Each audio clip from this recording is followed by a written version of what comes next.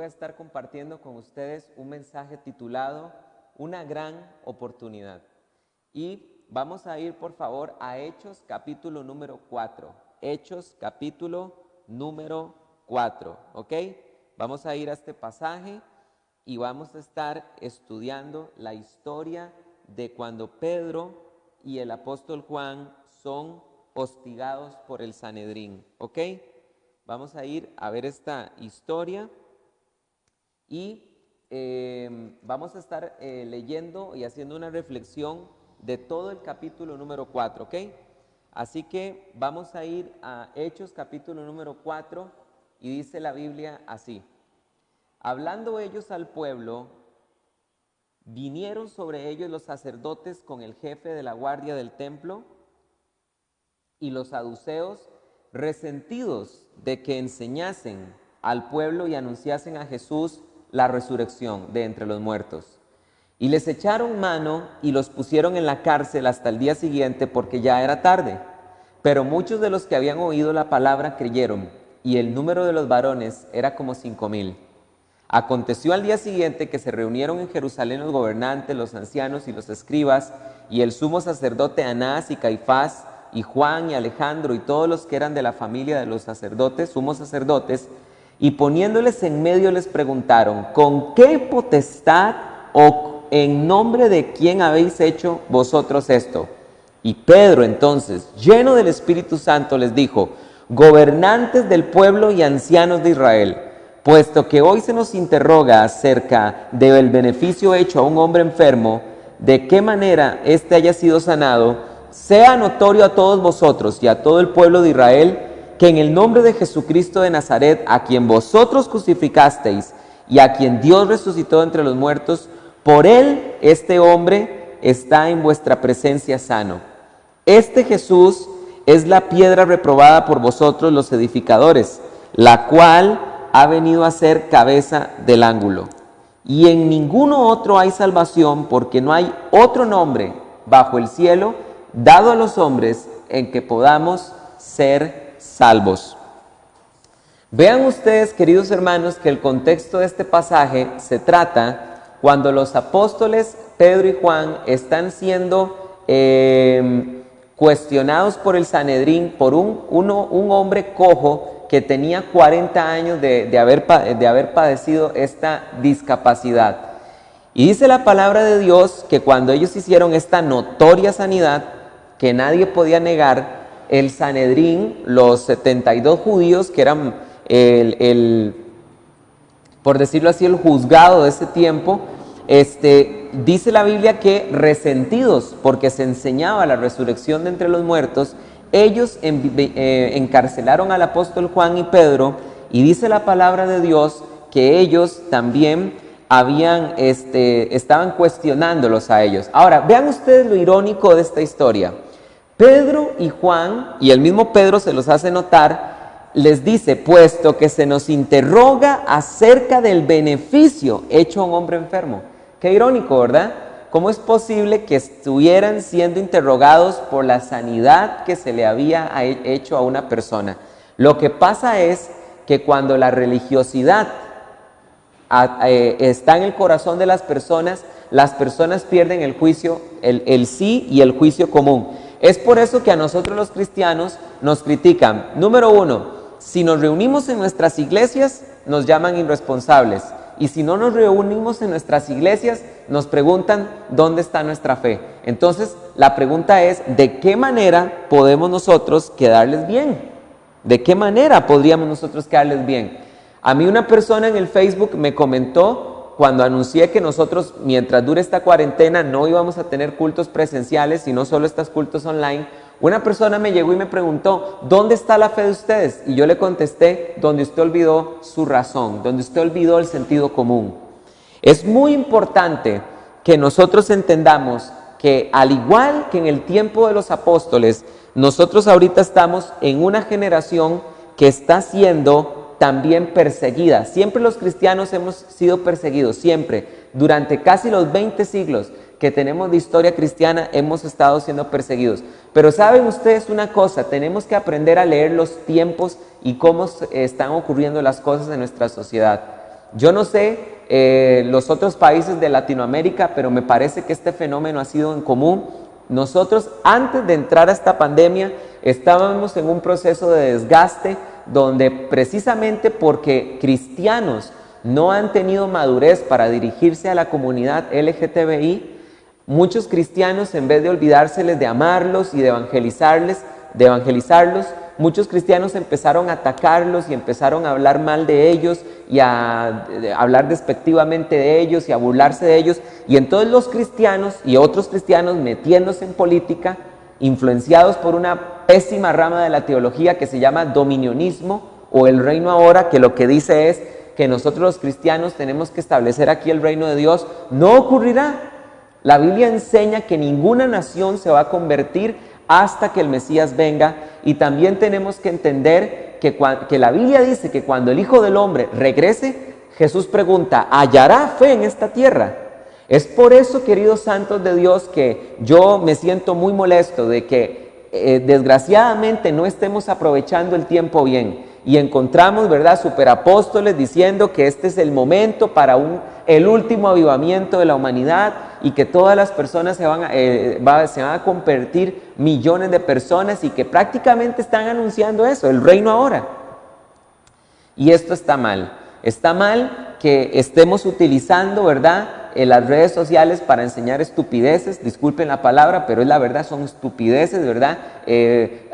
Pidiendo ofrendas del pacto, pidiendo una ofrenda por un alcohol en gel ungido, diciéndole al pueblo de manera errada de que ninguno de ustedes va a tener que contraer este virus. Yo oro para que Dios nos guarde, pero también tenemos que entender que ya de los miles de personas que han sido contagiadas, por supuesto que hay cristianos que se les ha pegado esto.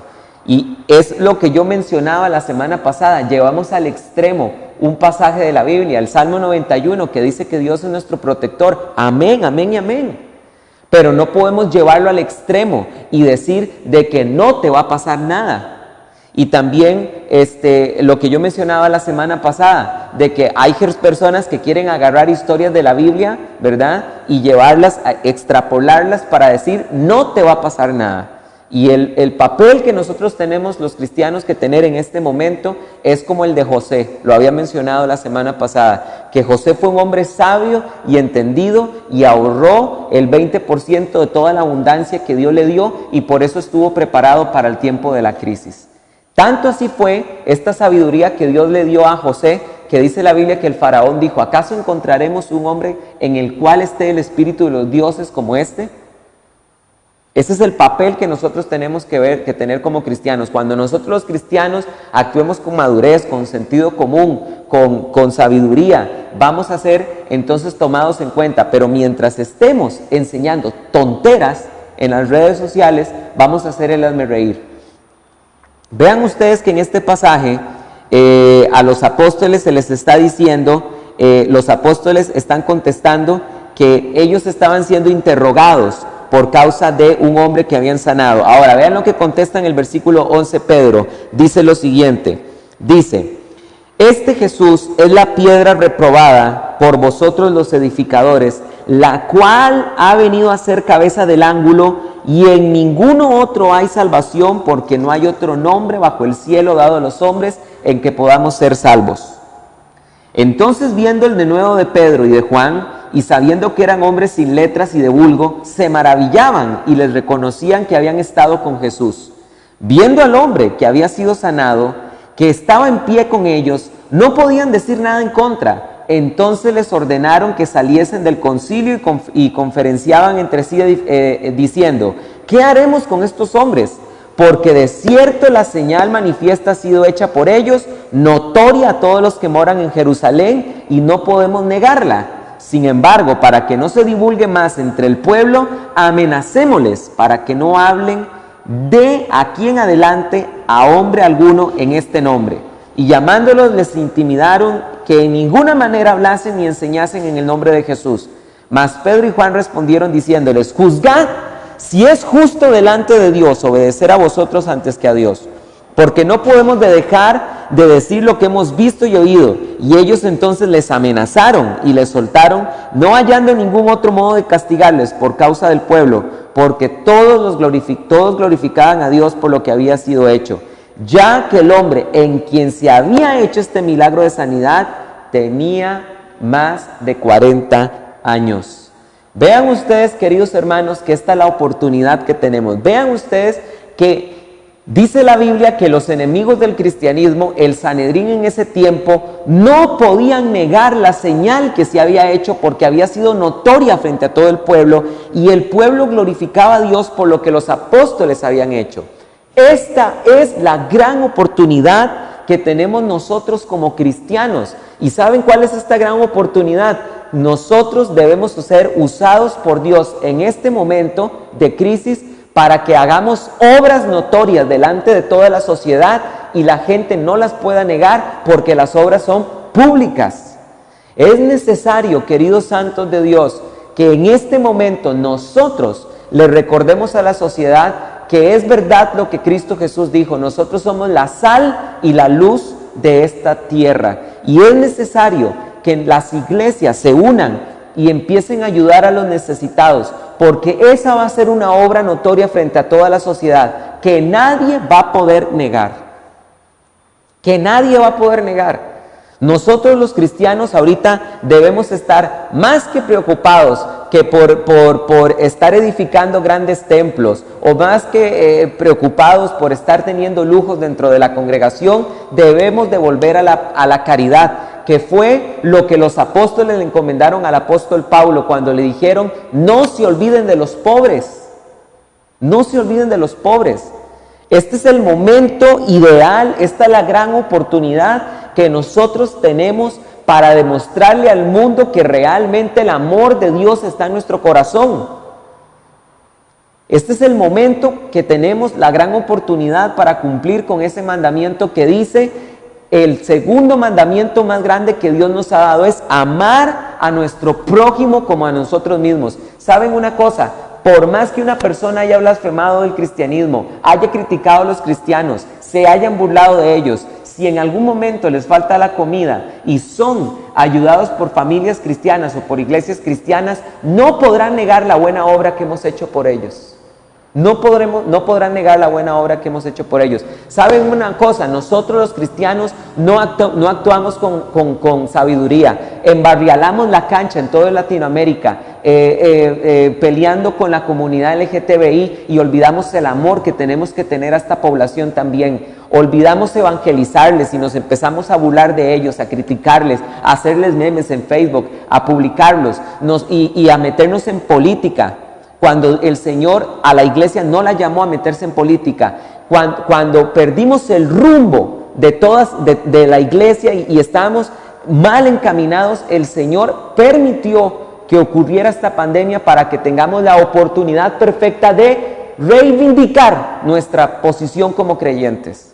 No es que yo esté diciendo que vamos a llegar a ser populares como cristianos, porque esa no es la intención, ni la Biblia enseña eso. La Biblia enseña en Juan capítulo 13, Jesús dijo: ellos los odian porque son del mundo, y el mundo me ha odiado a mí y ha odiado a mi Padre. Así que tenemos que entender de que nunca el mundo nos va a recibir bien, pero tenemos que entender que nosotros los cristianos tenemos la oportunidad perfecta de realmente demostrarle a muchas personas que la iglesia es necesaria en este mundo. Quiero decirles, hermanos, para ir terminando este mensaje de hoy, que leamos los versículos 23 y en adelante rápidamente. Dice: puestos, versículo 23, en libertad, vinieron a los suyos y contaron todo lo que los principales sacerdotes y los ancianos habían dicho. Y ellos, habiéndolo oído, alzaron unánimes la voz a Dios y dijeron: soberano Señor, tú eres el Dios que hiciste el cielo y la tierra, el mar y todo lo que hay en ellos. Que por boca de tu siervo David dijiste: ¿por qué se amontinan las gentes y los pueblos piensan cosas vanas? Se reunieron los reyes de la tierra y los príncipes se juntaron en una contra el Señor y contra su Cristo. porque verdaderamente se unieron en esta ciudad contra tu santo Hijo Jesús, a quien ungiste Herodes y Poncio Pilatos, con los gentiles y el pueblo de Israel, para hacer cuanto tu mano y tu consejo habían determinado que sucediera. Ahora, Señor, mira sus amenazas y conceda a tus siervos que con denuedo hablen tu palabra mientras extiendes tu mano para que hagan sanidades y señales y prodigios mediante el nombre de tu santo Hijo Jesús. Cuando hubieron orado, el lugar en el que estaban congregados tembló y fueron llenos del Espíritu Santo y hablaban con denuedo la palabra de Dios. ¿Saben ustedes una cosa? Tenemos más de la mitad del mundo metida en su casa en cuarentena viendo redes sociales. Esta es la oportunidad perfecta para que nosotros inundemos las redes sociales para evangelizar y que podamos cumplir con esa comisión de que teníamos que ser testigos de Jesús en Judea, en Samaria y hasta los confines de la tierra. Esta es la oportunidad perfecta para que enseñemos el cristianismo real, bíblico, tal cual es, y no enseñemos estupideces como la doctrina de la prosperidad. Este es el momento perfecto para que prediquemos el evangelio que está escrito en Romanos, que Pablo predicó, de que el hombre ha pecado y que el hombre por causa de su pecado está destituido de la gloria de Dios y por lo tanto necesita la gracia de Cristo para ser reconciliado y justificado. Eso es lo que tenemos que predicar en las redes sociales, la esencia del evangelio que nos lleve de nuevo a la cruz. Vean ustedes que ellos oraron y dijeron: extiende tu mano para que hagan a través de nosotros, hagas sanidades, señales, prodigios mediante el nombre de tu santo nombre Jesús. Escúchenme bien esto que les estoy diciendo, queridos hermanos, y con esto estoy terminando. Este es el momento para que nosotros nos metamos en nuestros cuartos, nos arrodillemos y oremos y le pidamos al Señor, tal cual hicieron estos discípulos, y le pidamos: Señor, en este tiempo respáldanos con sanidades, respáldanos con milagros, respáldanos con prodigios en el nombre de Jesús. Necesitamos pedirle al Señor que nos llene de su Santo Espíritu y que Él nos llene a nosotros de Él para poder hacer señales, milagros y prodigios en un momento de crisis. ¿Sabes una cosa? Los momentos de crisis necesitan momentos milagrosos también, y esto lo necesitamos pedir al Señor. Señor, úsanos como nunca antes nos habías usado. Pero ¿qué es lo que está pasando? Hay cristianos que están gastando su tiempo. El 50% del día están viendo Facebook, están perdiendo su tiempo viendo Netflix, están perdiendo su tiempo viendo Juego de Tronos, viendo The Walking Dead, viendo películas de terror, viendo series con contenido sexual. Yo quiero decirles que debemos arrepentirnos de todo corazón. Es un tiempo para buscar la presencia de Dios como nunca antes lo habíamos hecho, y que el Señor nos utilice con señales y prodigios y milagros como nunca antes lo había hecho.